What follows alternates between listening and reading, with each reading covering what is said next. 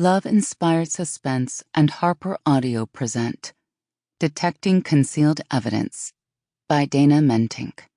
Performed by Abby Craden. Wherefore receive ye one another, as Christ also received us to the glory of God. Romans chapter 15, verse 7. To Leanne, a sister and friend who has touched so many with music and her heart. 1.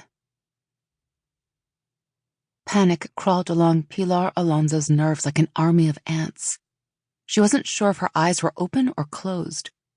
A drumbeat of pain throbbed through her temples. Why was she unable to move? Discern where she was? The disorientation sickened her. In and out she forced herself to breathe. Think, Pilar. She'd been driving her second-hand Ford Transit van to the covered bridge that would take her out of the twisty, rain-slicked back roads onto a safer, more traveled artery. The box she'd been contracted to deliver was safely stowed in the rear, cinched in place with bungee cords. Her brain flashed with memories.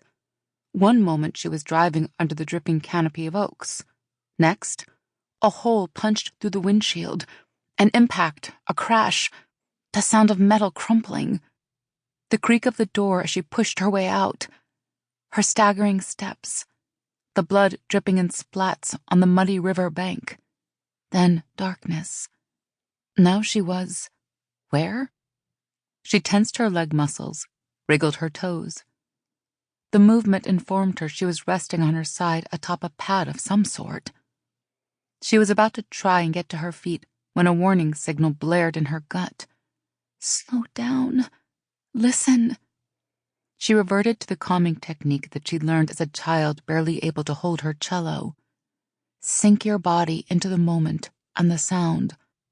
One slow breath, then two, and her senses began to receive information. She was lying on a cot that smelled faintly of bleach. Behind her was a wall, rough and cold on her spine. Her shoulder cramped and she tried to stealthily relieve the discomfort, but her wrists were... She fought another wave of panic, bound. A rope scratched against her tender skin.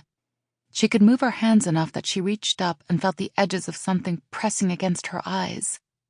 Inch by inch, she explored a rough strip of cloth or handkerchief knotted behind her head. Where the fabric touched her face, her cheek felt sticky, slightly tacky. Blood, she realized. Hers. Tied, blindfolded, abducted from where she'd crashed the van. She was a prisoner. Fear licked up again, but she fought it down. Listen. As if she was absorbing the details of a symphonic score, she detected the quiet scuff of shoes. Correction, boots, across a rough floor. Her captors, obviously. One, no, two. Their voices were low and hushed. Can't know. What choice did we have? With her thumb, Pilar eased the blindfold up enough that she could angle her head to give herself a sliver of a view. Faint light, diffused, as if it came from a source far away, enabled her to pick out the two silhouettes.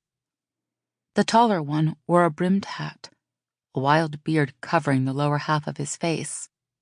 The smaller was a woman with hunched shoulders and long hair caught in a braid that trailed over her shoulder.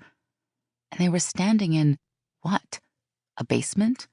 A cave? Cavern? Dangerous, the woman said.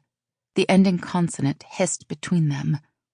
Pilar shifted enough that she could discern her feet were free, ankles unbound. Incrementally, she stretched, testing. Her legs seemed to be in working order, though one of her boots was missing. Her limbs felt stiff and unyielding, but she wasn't sure if it was due to injury or the cold. The two talkers stood hunched close, their breath puffing white in the air. Why would they have brought her from the place where she'd crashed, tied her hands? Maybe they'd been lying in wait and ambushed her van. Had they stolen her courier package?